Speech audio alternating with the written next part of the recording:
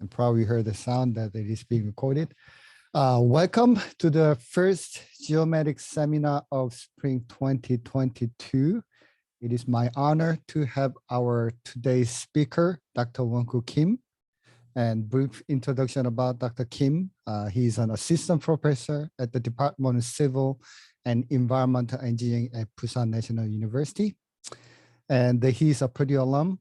He did his bachelor degree in Seoul National University in 2004, but he did his PhD degree here at Purdue University in 2011. And after that one, he worked as a postdoc research associate at the University of Maryland between 2011 and 13, and also working for NOAA for those 3-year period. Then he got a position in South Korea as a senior researcher in the Korean Institute of Ocean Science and Technology until 2019. And the same year where I came back to Purdue, also, Dr. Kim got a faculty position at Pusan National University in South Korea. And his research interests are centered on quantitative remote sensing for geophysical variables, which includes research on water quality, GIS, satellite calibration, validation, and forestry. And with that, thank you very much for waking up early in the morning, Dr. Kim. I know that it is 6 o'clock in the morning in South Korea, and we are very excited to have you as a speaker, as a Purdue alum, and look forward to hearing or learning more about your more current research. Thank you, and stage is yours. Okay, thank you for the introduction. And first of all, I'm very excited to have this nice opportunity to give a lecture to the Purdue University students. As introduced by Professor Jinha Jung, my name is Wonkook Kim. And then today I'd like to talk about quantitative optical remote sensing and applications for natural resources.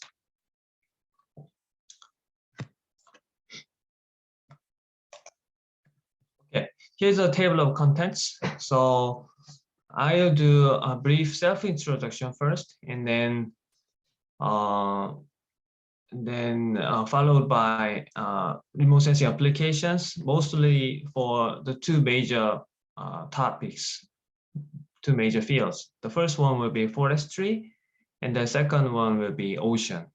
So in each category, in each field, I have several sub-fields, subtopics that I'm currently addressing through some research R&D projects in Korea. So I hope this will be helpful for you. And then, as Professor Jung introduced, I'm a Purdue alum, and then I did my master under Professor Jim Bethel, and then I got my PhD under Professor Melba Crawford. And I got the degree in 2011, PhD degree 2011. And after graduation, thanks to Professor Crawford's reference, I was lucky enough to get a postdoc position in University of Maryland. And then it was located in the Maryland state, of course, and then the area has a lot of government agencies, including NOAA, NASA, and then I was able to work as a visiting scientist in Nestis, NOAA. Then there I worked on the calibration of satellite sensor. So and then I met a lot of Korean scientists in that area who were working in NOAA and NASA. So I met a guy in a tennis club in Maryland, and then he introduced me to some job position openings in KIOST.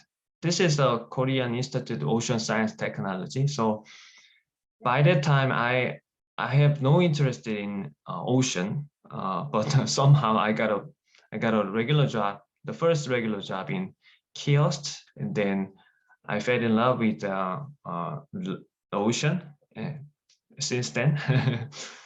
And then after 6 years work experience, and then I moved to faculty member in Pusan National University, Civil Engineering Department.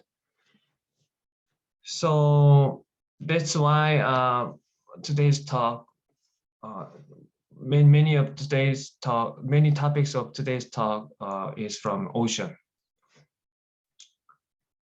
Okay, so the first topic will be forestry. So the Korean will be launching Agroforest satellite,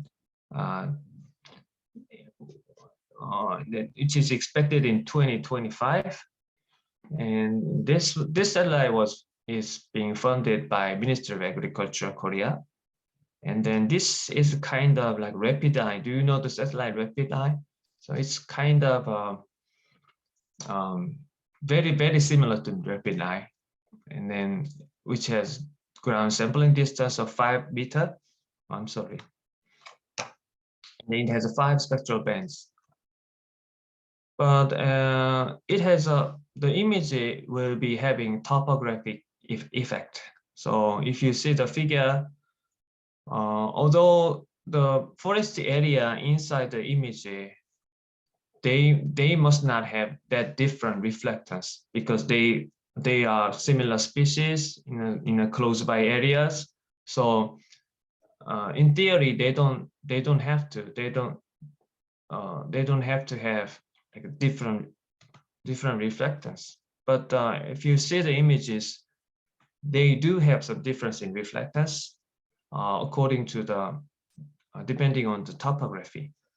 So we need to remove it before like forestry scientists use the satellite data.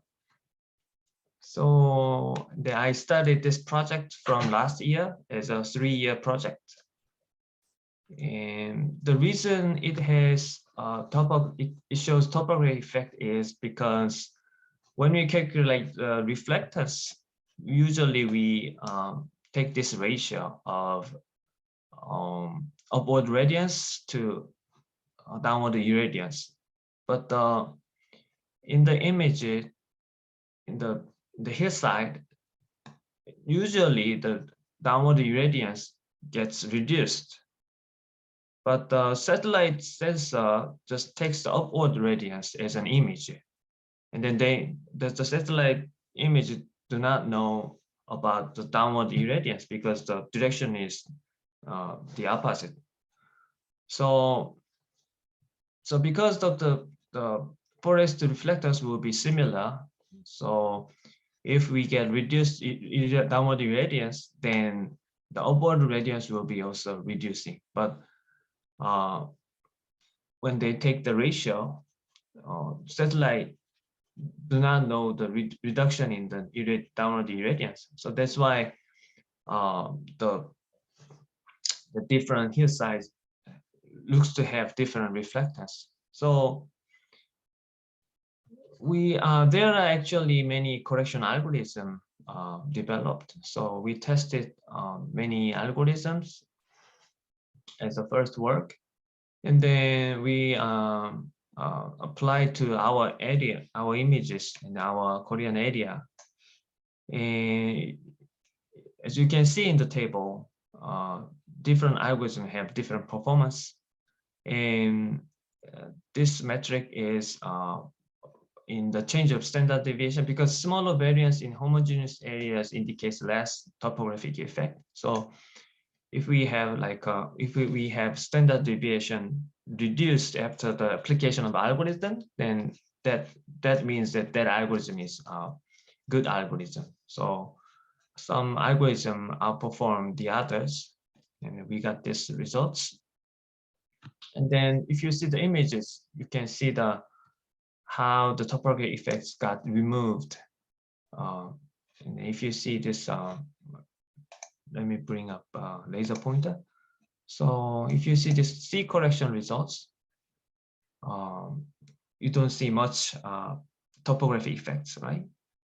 As opposed to the original image here. Original images has many topography effects, but C correction, and then it works very well. But the other one, if you see the results from the other algorithms, then you could still see some residual topography effects. And the second issue is BRDF effect. BRDF is bidirectional reflectance distribution function. And then this basically means the anisotropy of the surface and the targets. So if you see the forestry area taken from the aircraft from the other directions, so if you see the forest in this direction, having the sun behind you, the reflectance is much higher than the other way, right? So this is the same forestry, same forest. So depending on the viewing direction, the reflectance may change greatly. So that's because all surfaces are non-Lambertian. So as the figure shows, depending on the viewing angle, reflectance is actually different. So why is this problem? So if you see this high map mosaic, you can see several stripes, vertical stripes, right? And then between the stripes, you can see the clear discontinuity between them. That's because the left side and the right side of each stripe has different viewing angles, right? So even though the areas in between the stripes are very continuous region, the image looks to have like a discontinuity in the boundary areas of the stripes. So if you apply BRDF correction, and then you will get the image like the right hand side, okay? And the Agroforest satellites Korea, it will be designed to have very large tilt angle because it's to cover the Korean area in a very short time, which is 3 days.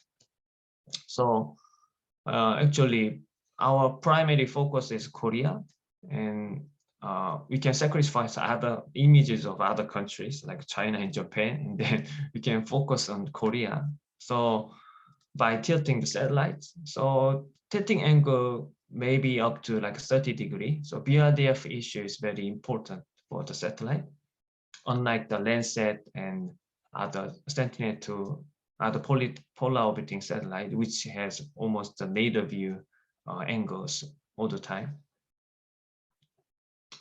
So how do we measure BRDF in the field? Then goniometer is a typical device for it. This is I think developed by US Navy, and this is huge, right? Huge size, and it takes the reflectance from every possible angles for a certain target. So if you have this kind of device, maybe we can measure reflectance from all directions, and then we can characterize the BRDF easily. But how do we measure it for tree crown? We cannot lift that device for every tree tops, right? So it's very difficult to operate the device, even if we can purchase the device. So I came up with this idea of measuring the BRDF using UAV. So our lab has this DJI 300 UAV drone, and then luckily the Agroforest, the spectral bands in the Agroforest satellite is very similar to red edge camera, those of red edge camera. So we installed the camera with the default Gemuse H20 camera. And then we just make this flight plane such that in a such way that the drone trajectory forms a dome shape, so that in every location of this trajectory, the sensor was directed to the center, the same target, so that we can have various viewing angles for the same target. So this is the measured BRDF. So in the backscatter direction, as you show in the aircraft images a few slides back, we get this hotspot effect in the backscattering direction, and then you get lower reflectance in the forward scattering direction. And then if we involve like a parameterized model, we usually, for modeling BRDF, we usually use 3 parameter models, as in like a MODIS product, satellite product. So if we use like a typical 3 model BRDF parameter, and then we calculate the parameter, optimized parameter based on these measurements, then we could get this modeled BRDF. Of course, there will be a little bit of difference between measured and modeled BRDF. So as I briefly explained, the Red Edge MX, the multispectral camera, and the Agroforest satellite, they have very similar spectral bands compositions, and where the center wavelengths are very much overlapped. So of course, there will be some difference in spectral response function. So there may be some minor modification if we have to apply the derived BRDF model directly to the satellite. We need some modification, but this is a good sensor for field study. So we are developing the operational correction algorithm for BRDF. And then also Agroforest satellite will be launched in 2025. But I saw some news this morning about satellite because of the Russia and Ukraine war. I guess this launch will be even more delayed. The original launch day was launch year is 2023, but it was delayed by 2 years. But because of the Russian war, maybe much more delayed. So, and then because we don't have real satellite data, so we can make a synthetic data using UAV drone camera. And then good advantage of this UAV data is we can control the viewing angles as wanted. So we can, here is a raw PGO for the same forest area. So we can control the yaw, right? This way, 180, 300, 360, and 90. Okay, this is pretty much about forestry. And now let's move on to ocean applications. So color waters. So this is the actual photos taken for oceanic water that have different colors. Excuse me. So Atlantic Ocean, Northeast, coastline, algal blooms, lake water. So they don't have, they have very different watercolors. And then this is a watercolor can have very different colors. Okay, and then the color of course the color contains much information about the water quality and the composition, constituents. And then this is the photo that I got in Tongyeong, the southern coast of Korea, in 2018. So this reddish patches, these are red tide. The species name is Coccolodinium polycricoides. I was in one of these ships doing field campaign. So, so you can see the water color, ocean color is clearly different. And then I took some hyperspectral measurements over the water surface. So this is a spectral signature spectrum, reflector spectrum over the ocean having different colors. So this one is a typical normal oceanic water. You can see the blue region. This 400, between 400, 500, this is a blue region, right? Blue, and between 500, 600 nanometer, this is green. And then 600, 700, this is red. So this spectrum has high blue color. So this matches with this figure. And then this is more green, right? That's because it has some suspended sediments.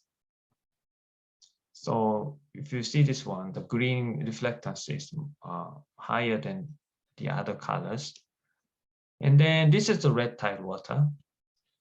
This spectrum has various characteristics, right?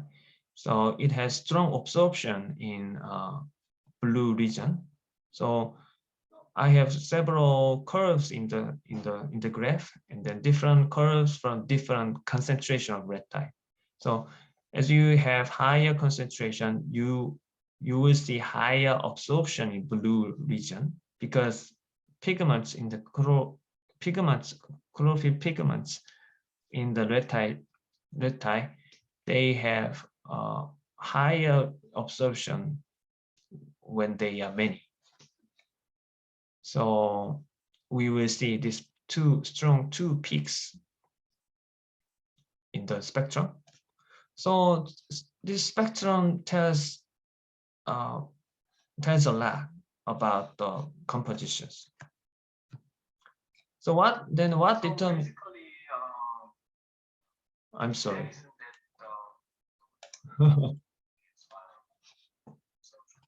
I'm sorry, I didn't remove the pre-recorded voice. Let me remove all the pre-recorded voices. I'm sorry. Okay. I removed it. So, and then what determines the water color? Basically, optically speaking, backscattering and absorption. The two optical properties determines the water color. And then the absorption and backscattering of all optically active water constituents. And then three major water constituents are suspended sediments, dissolved organic matter, and phytoplankton. These are three major constituents in the water. Of course, there are some more that have colors, but these three are major constituents. So sunlight and interacted with the constituents, and then coming out of the water into the sensor. That's how like water color was determined and sensed. So basically the process that I just mentioned can be expressed in this way. So the optical properties of the constituents like absorption and backscattering determines LW means water leaving radiance, or if you divide this by downward irradiance, then it becomes reflectors, remote sensing reflectors. And then what remote sensing scientists want to do is derive A and BB, absorption and backscattering, from measured remote sensing reflectors, right? That's what typically remote sensing scientists are required to do. And if we know A and BB absorption and backscattering, then we can again derive the water quality variable. These three are major water quality variables: chlorophyll A, suspended sediment, CDAM, like a dissolved organic matter, color dissolved organic matter.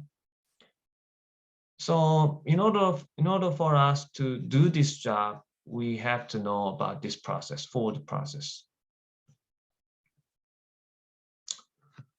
So there are many oceanic events that can be analyzed by the ocean color. So sargassum is getting a headache these days since 2015. I don't know why this sargassum is getting more problem since that year, 2015, but we guess that the ocean temperature increase, temperature rise, and eutrophication in the Chinese coast is one of the factor, one of the reasons. But the sargassum, a lot of sargassum is flew into Korean coast, and then it piled up in the beach, on the beach, and then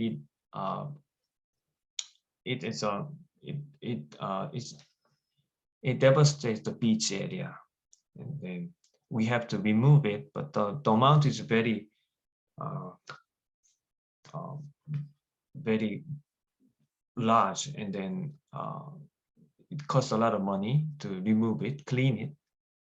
And then this green algae is the one occurred in the Chinese coast. So it's a very much a problem. And then phytoplankton, it kills fishes a lot. And red tide is a kind of phytoplankton blooms. And then also suspended sediments can be blew into the coastal area from rivers. And then this kind of phenomena can be observed by ocean color satellites. So actually, there are many ocean color satellites that has been operated. So first one will be CGCS. I didn't list it in this table, but that's a very experimental, like a proof of concept type satellite, ocean color satellite, and then it succeeded. And then United States and Japan jointly launched the SEAWIPS satellite. And the SEAWIPS is the kind of the first operational ocean color satellites that has been operated more than 10 years. It was very successful. And then MODIS, HY is a Chinese satellite, GOSI, Koreans, VIRS, Sentinel-3A. I think most of you are familiar with the Sentinel-2, right? Sentinel-2 is a high resolution satellite, but we have the Sentinel-3A and 3B. That's dedicated for ocean color. SGLI, Sentinel-B, and then Korean also launched the successor of GOSI, GOSI-2 in 2020. The PACE, the NASA is preparing the hyperspectral ocean color sensor, which launch is expected in 2023. So, but here all the ocean color satellites are polar orbiting satellites, except for GOSI and GOSI-2. GOSI and GOSI-2 are on the geostationary orbit. So it has very unique characteristic, GOSI and GOSI-2 data. So when I entered the KIOST, Korean Ocean Institute, I studied the research on calibration of the sensor. And then, as I briefly explained earlier, the chlorophyll A is actually the key product of the ocean color satellite. It's the same for other ocean color satellite like Moody's, Meris, and SGLI, PACE. So chlorophyll A, so the kiosk collected a lot of field samples through for like more than 10 years. So some data is from coastal areas, some data from offshore, and we constructed a chlorophyll A retrieval algorithm and then validated, compared with the field measured data, and then was able to produce like around 35% uncertainty. 35 uncertainty is like actually the performance score for all ocean color satellite sensor. So 35% looks large, but in ocean, 35% is like a theoretical upper limit. And the second topics in the ocean field, it will be red tide. Red tide is also known as HAB, harmful algal bloom. And it causes a lot of fish kills in aquaculture farm. And then it's also a very problem in Korean coast too. The figure is like United States, coast area in United States. I guess it's Florida.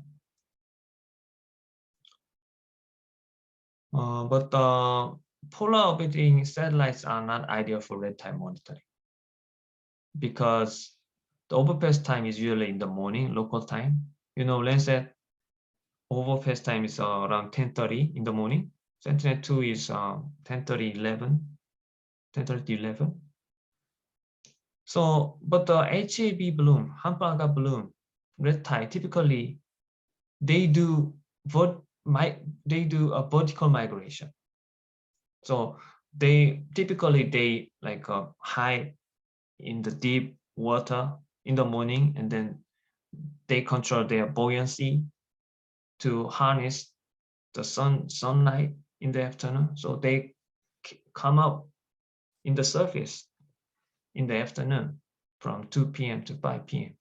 So this Landsat and Sentinel-2 cannot capture the most active time, HAB blooming time. So we cannot use that. And then the why not high resolution satellite like Rapid Eye, World View, like, and then small satellites like a Planiscope. But unlike Landsat 8 and Sentinel-2, atmospheric correction for water surface has not been seriously implemented so far. So actually, if you see the Landsat and Sentinel-2, the ocean color scientists developed like a separate atmospheric correction module for water surface, ocean surfaces. Otherwise, if you apply atmospheric correction for like a terrestrial, something like applied in the terrestrial targets, it doesn't work for ocean surface. So of course, the Rapid Eye World View, they don't have any dedicated atmospheric correction for water surfaces, so we cannot use them. And then there are also other issues, other reasons that we cannot use this one for quantitative purposes. They don't have like a narrow bandwidth that is ideal for quantifying some geophysical variables. That's another reason. So I used the GOSI satellites. The good thing about GOSI is that it takes images every hour. So this is the image taken in August 13th, 2013, in the eastern coast of Korea.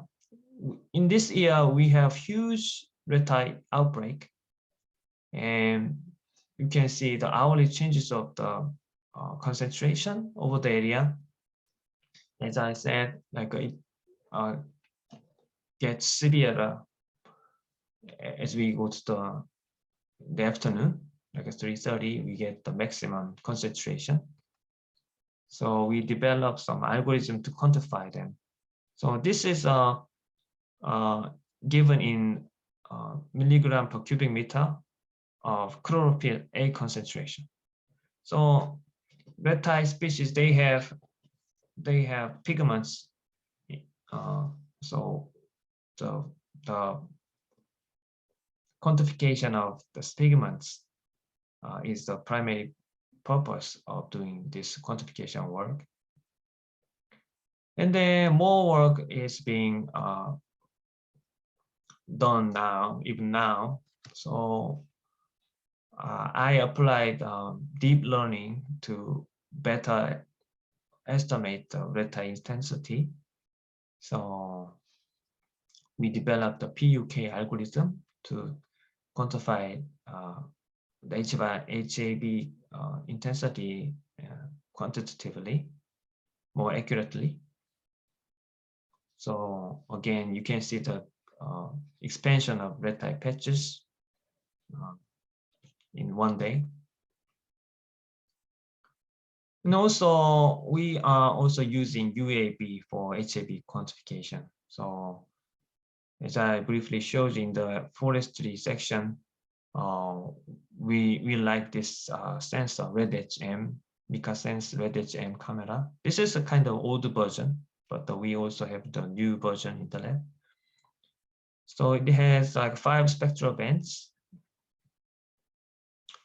And then, as I briefly mentioned, the reason we cannot use like a commercial RGB cameras for this retrieval work is that they have very wide bandwidth overlapping each other, right? Blue, green, red, they are overlap very much. So, but you see this red edge spectral reflectance functions, then they are quite separate, right? So it's better to have this like a narrow bandwidth bands to quantify something, geophysical variables. So we put the camera in Inspire 2. This is 3 or 4 years ago. So we didn't yet have DJI 300. So we put the camera in Inspire 2. It barely meets the weight limit. And then I put the GoPro camera too.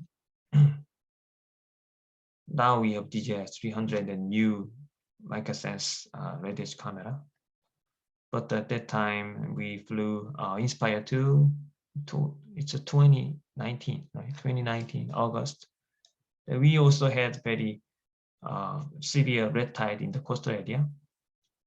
So these are the like stations covered by, visited by the ships.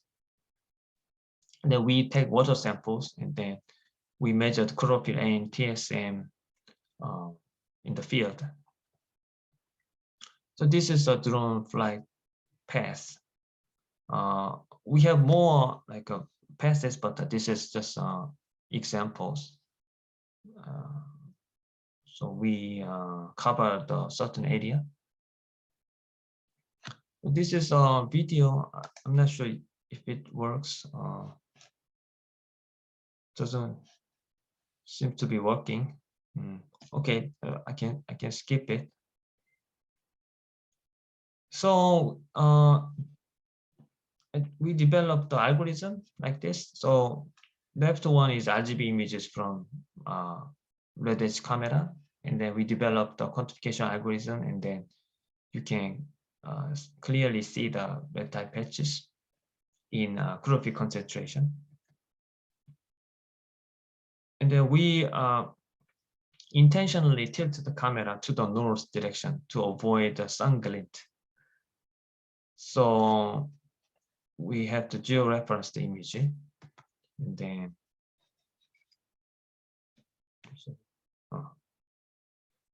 then we were contacted by Korean Coast Guard, and because Korean Coast Guard also monitored red tide outbreak, and then they contact us because they somehow got to know that we are doing research on red tide using multispectral camera. So they own this aircraft, and then they want to put multispectral cameras somewhere inside the aircraft. So we have this meeting with the policeman here, and we tried 3 locations inside the aircraft. So the right side of the cockpit, and then the aircraft had a bubble window on the side, on both sides. So we placed the camera in the beside the bubble window. And last location is most promising location. This is a pipe for flare bomb. So this is the only place, only window that do not have any interruption, such as glasses. So I don't want to have something between targets and the camera sensor, but this is the only place. So we placed the camera inside the pipe. Then we took a lot of images. This was beautiful images. One of the reasons I like ocean is that the images are very beautiful. And then this is the image from bubble window. And then the image from the pipe. So we could see like some darkish patches, right? This one, this one, this one, this one. And this is bright patches. But one of the difficulties that the officers there was having is that they don't differentiate the red tide patches from others, because they were using just RGB camera, commercial camera, RGB camera. So in this figure too, we don't know yet which one is red tide, but if you, because we operated a multispectral camera, shadow remains dark. But this is a composite pseudo color images using near infrared bands. So then the difference gets much more clear, right? So this is phytoplankton patches, and then these are cloud shadows. Then this is also useful for detecting oil slick. So in the RGB color, oil slick do not have that much differences in color, but if you do the NIR composite, oil slick was easily found. So officers very much liked it. So even though this is not like a quantification results, this is a simple pseudo composite, pseudo color composite, but they liked it very much. So they are very much active in the collaboration then. And then another topic is mapping benthic substrate. So the light can penetrate water, seawater, up to 20 and 30 meters. It depends on the water quality, turbidity. But for clear water, it can penetrate up to 20 to 30 meters. To be conservative, it can at least penetrate 10 meters. So we can map the vegetation. And then one of the issues in Korean coast, and then also these are the issues in many of the like tropical ocean, coastal areas, that coralline algae pushes seaweeds away, devastating benthic ecosystem. So this is referred to as deforestation in ocean, and then whitening or coralline flats. There are many names, coralline flats and whitening. So there is like a dedicated agency, national agency, who manages this whitening in Korea, but they didn't use any remote sensing method. They hire a lot of divers and then inspected each location one by one. So it takes a lot of time and then labors and money. But I was contacted by some companies, and then they were doing some hyperspectral, airborne hyperspectral surveying, but they were doing not in a good way. So I helped them to process the hyperspectral images to make the bent. So this is a Korean, and then a 19 aircraft was equipped with a 1500 hyper we deploy the sensor in the water with the divers. They are the scientists in kiosk, and then they were very much interested in the remote sensing approach, and they helped us a lot. Of course, they funded me, and then they also helped us a lot. And then we also take some water quality measurements using ships, using a ship. Then we did this filtration work on the boat to get the water quality variables. Also, we measured the surface reflectors, hyperspectral reflectors, using. We devised this trident to avoid the ship shadows. So we have to stick out as far as we could, right? So this is our lab members. So some of them are graduate students, some are undergraduate students. So this field campaign was conducted in the Ulung Island, which is a very beautiful island in Korea, and then they like the field campaign very much.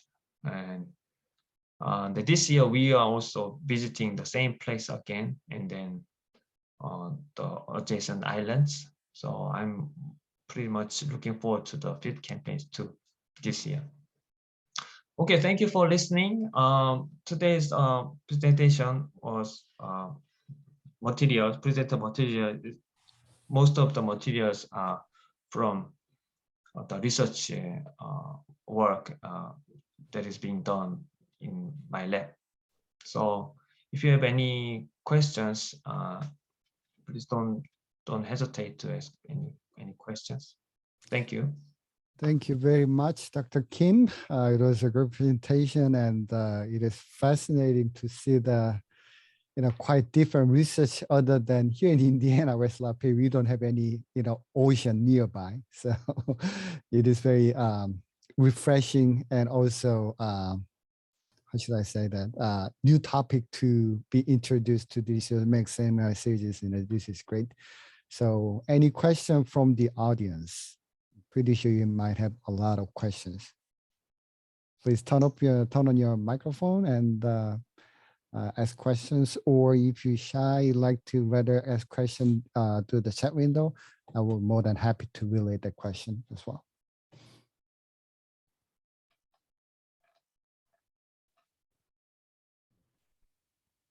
Hello, Professor Kim. I have one question about the evaluation method for the algorithm that removing topographic effect. Maybe that was in the slide 8 or 9. Slide? Do you want to see the slides again? Yeah, slide 8 or 9, maybe.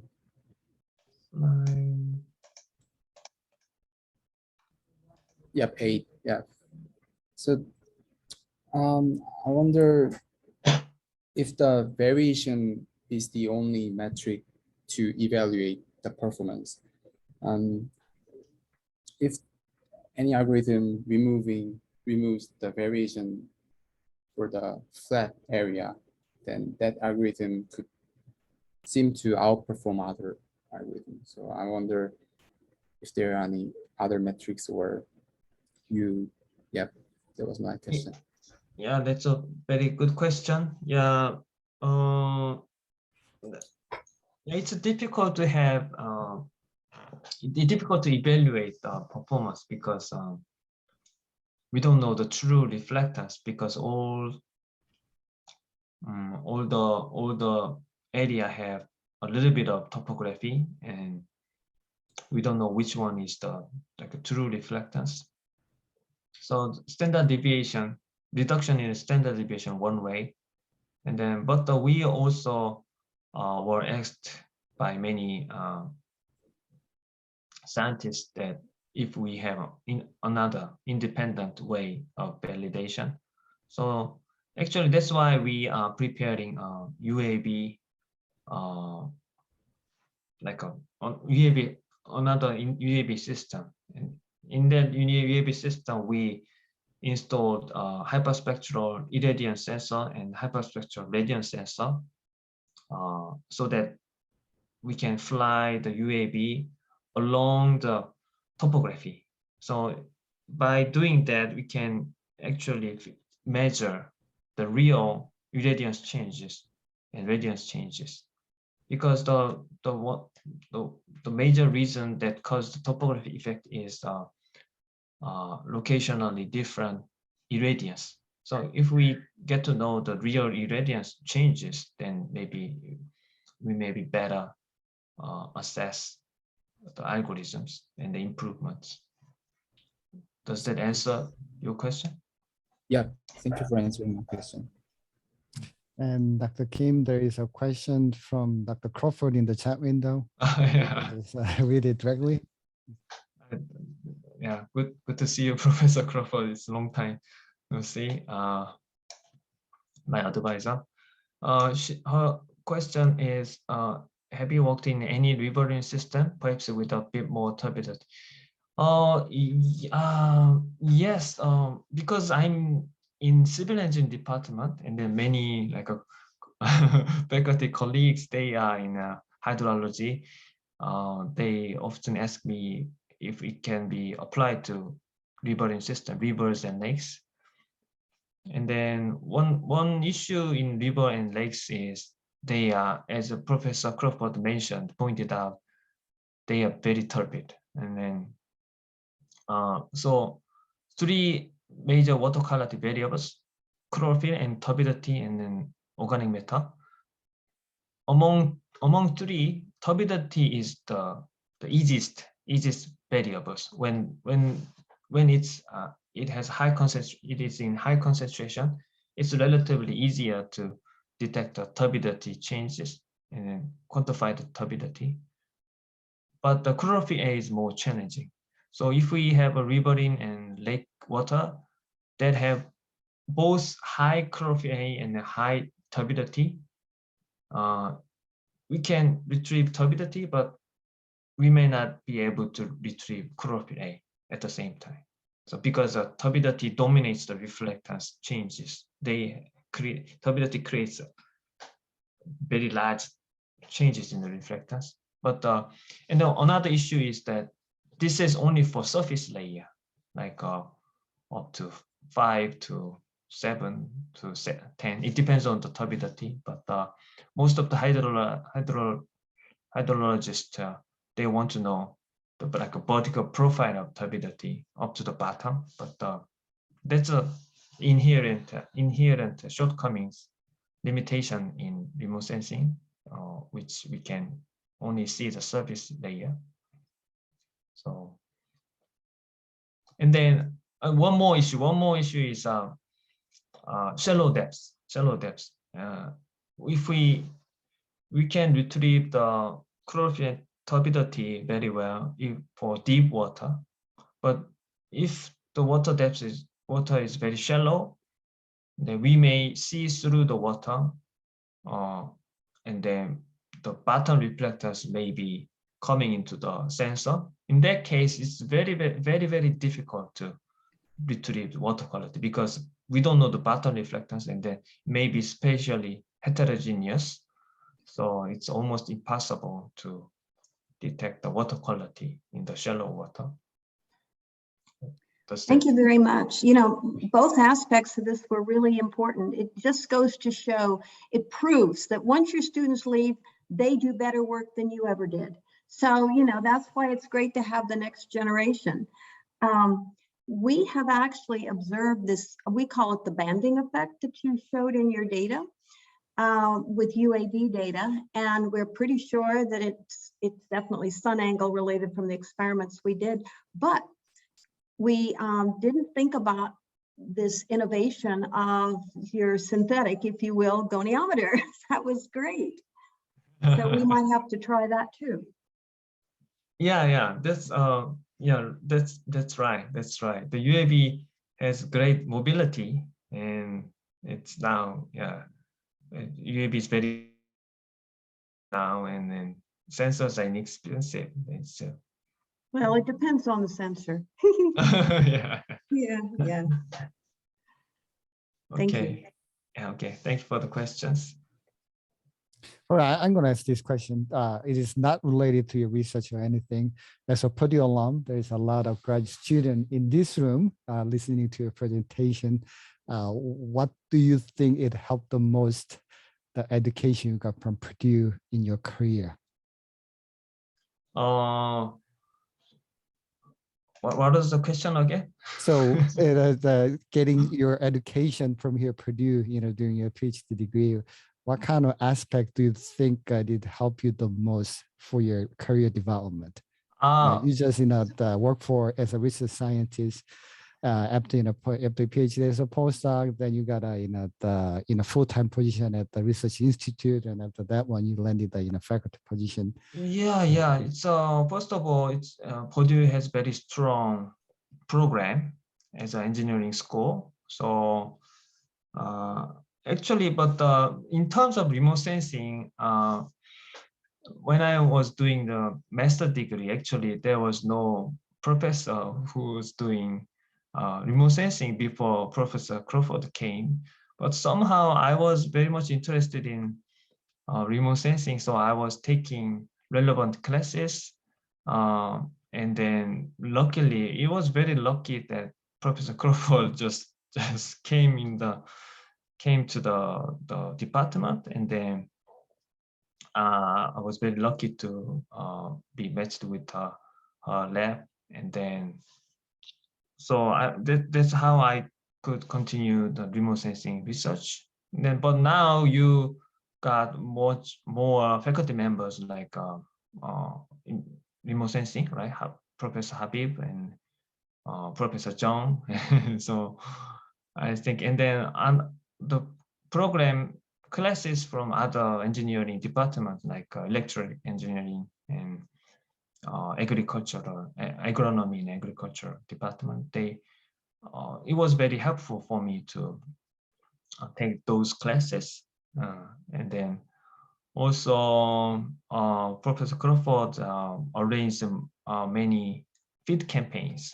That's very valuable experience. I remember I went to the field campaign in Virginia coast,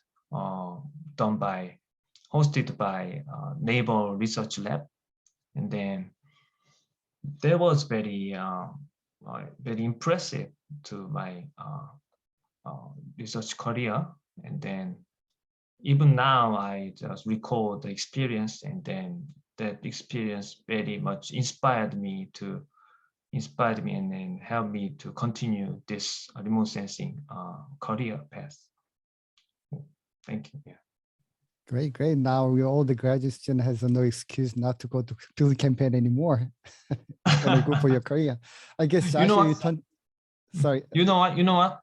I try to involve undergrad students in Pusan National University, but if I bring them into field campaigns, they have much more affection to the field and Okay. study. So clear difference. So I love field campaigns. Sure. Okay, Josh, you turn on your video, probably have some question. Yeah, I did. Thanks, Dr. Kim, for the talk. I had one question about where you flew the UAV in that dome shape. What was the radius of that dome? Radius, it's I think. Yeah, right here. I don't remember the radius. I guess I remember it's less than 100 meter. Less than 100 meters. 50, Oh, it's still pretty between big. 50 to 100, 50 to 100 meter. Yeah. Oh, was there any effect of like the sun angle changing while you completed the flight that was considerable? That's a good question. Yeah. Ideally the sun should be in the same position, right? To make one BRDF model. But we can calculate the sun angles for each images. So that's enough, because BRDF model takes the independent variables of both viewing angle and the solar angle, sun angle. So there are 4 parameters: zenith and azimuth for viewing angle, and zenith and azimuth for sun angle. So as long as we record the exact accurate sun direction for each images, actually it doesn't matter to derive the BRDF parameters. See, thanks so much. Any further question from the audience? I know we are a little over the the time limit. This is great because this means a lot of students have a lot of questions and they're getting excited about the topic. Yeah, I'd like to receive many questions, as many questions as possible. Yeah, because I guess Dr. Crawford has more questions. She turned on just microphone. Just No, I want to show, let me share my screen if you could. okay, I stop sharing mine. Now you should be able to share your screen, Dr. Crawford.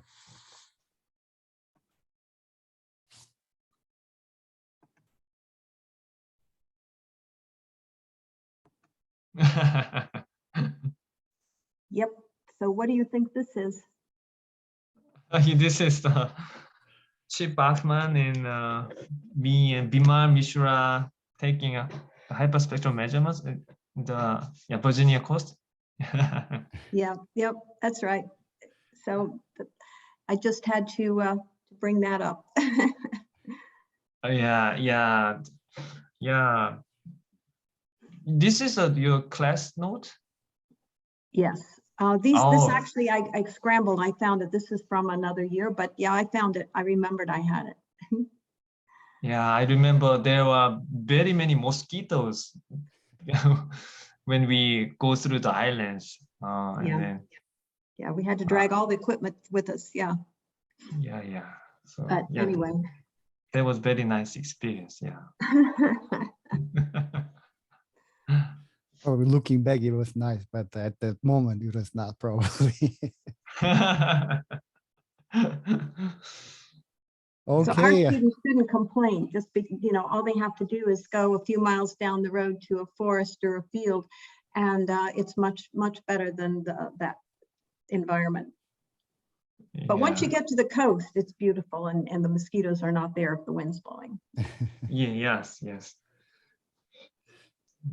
Okay, probably we can hold Dr. Kim for much longer time, but we are already over the limit. So again, thank you very much, Dr. Kim, to wake up early in the morning and give us a seminar. We really believe this is the exciting presentation and provide a lot of motivation to our current student. And for all the geomatics students, we are not going to have a geomatics seminar next week, but week after. I know it's during the spring break, but the NGA group is going to come into campus and they're going to give us a seminar. And after that one, also there is going to be some opportunity to have a one-on-one meeting with NGA folks. If you guys are interested in working for NGA in the future, this is going to be opportunity. I will send out the Geomatics seminar meeting information soon about with more detail. And after that one, we're gonna have series of Geomatics center speakers lined up, and we will have more seminars coming up. And thank you again, Dr. Kim, for give us a seminar. And thank you everybody for coming, and have a nice rest of the week. And I will see you guys soon in the seminar series. Thank you. Okay, it was my honor to be able to give a lecture to the Purdue student as an alum. Okay, thank you. Thank you very much. Bye-bye.